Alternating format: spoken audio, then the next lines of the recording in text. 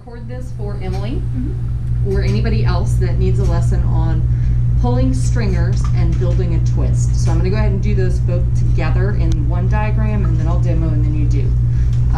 Okay, so you probably have already figured out by now that once you've heated up your gather, you have options. I'm drawing it what feels like backwards because when you're pulling a stringer, you want to hold the tool in your smart hand, your dominant hand, which I think for all of you is your right hand. Right. So I'm showing you the gather in the left hand view. And so what you're going to do is get your gather, and the size of the gather dictates the length of the stringer and how wide it is, but also how quickly you pull it and how you grab it will dictate that. What we want to avoid is like the giant alligator bite, because then, like where you grab the bulk of it with the tweezers, because then when you pull it out, you've got a big old fat thing and then like a little thread. So if all your glass is stuck up here, you can't even use it. That's no good. What we would like to end up with is something in this range. These are pre-made commercial stringers, and this is a great, very useful thickness. We'll talk later about how you use these things and what they're good for. But this is kind of a good standard right here. So the idea is consistent diameter, right? No lumps, nice and straight. That's what you want to be able to make. So to do that, you're going to get your gather hot and then come out of the flame. Make sure it's evenly hot too, right? If you've got cold areas in the back or whatever, it's not going to pull as neatly. And then you're going to pinch it, like pinch its little bottom with the tweezers. And when you start to stretch, you have to read the heat and feel the tension, right? This is done best by practice to get a sense of how quickly you want to stretch that out. And I like to stretch my twists out, everything actually. I like to stretch it out straight off the end rather than like sideways, because it's way more useful, and then I have the option of leaving that stringer on its handle. So I'm going to demonstrate that in a second, but I think at this point you guys probably have already gotten to a place where all of this is registering and making sense. Now, twists also get stretched, but first you have to build the two-color thing. And it's all about the build. To make a twist, let's say I want to make a simple two-color twist out of these, right? First of all, I don't have to do a 50-50 ratio, right? I could have a little bitty stripe of one color and then a whole bunch of the other color. But we'll start with like a roughly 50-50 ratio. First thing you notice is that this rod is much thicker in diameter than this one. It just means you have to kind of modify how you handle each of them, because this one's going to require a little more spinny action to keep the same amount of glass on center as the big one. Makes sense. And what we're going to do is melt two gathers and then stack them together. If you put your two gathers end to end and then you twist, it doesn't do anything, right? So you have to overlap them in order for them to spin together. So what that's going to look like is you have one color in one hand and you've built your gather. Ooh, two colors for demo. And then you get your other color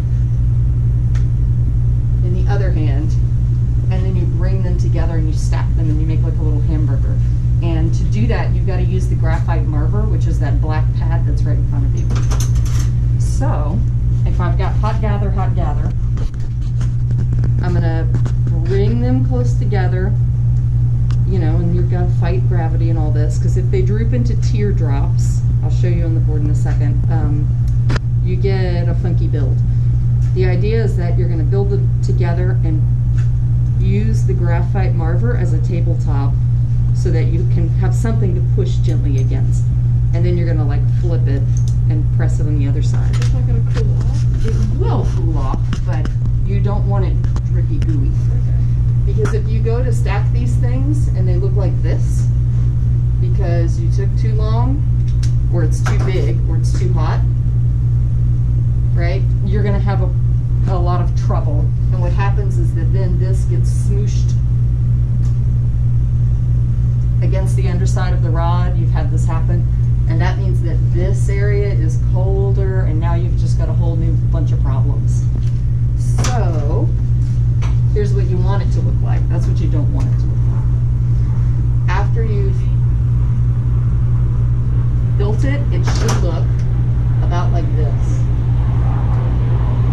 Right? And then the goal is to get this whole gather evenly hot so that it pulls out neatly. If you've got a cold area in the back or in the bottom or whatever, the plane is really loud, then you're going to have like a big bump, or it's going to be stiff and not want to stretch. So if I'm using these two colors and then like they're heated and then I smush them together first and then I move them over here, I kind of, or do I like?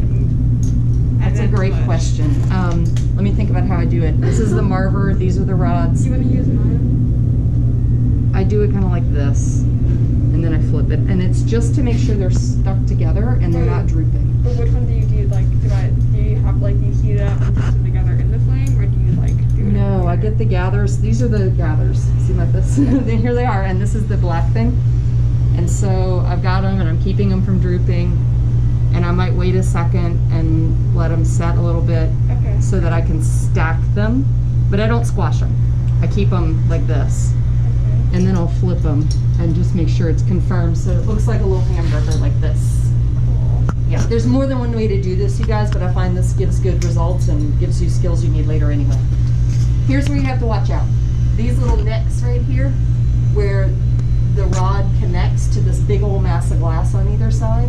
If you get too much heat right there, then when you go to pull this, it's going to be like, you got the big lump and you're trying to pull it,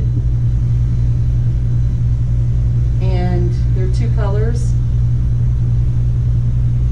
but you get like a huge end or dog bone. I did not diagram that very well. It was super weird. A dog bone is going to look like this, where you've got a regular rod and then a big glump, a skinny section, a glump, and we call it that because it looks like a dog bone, right? And all your glass is stuck in the ends, and you only have this part.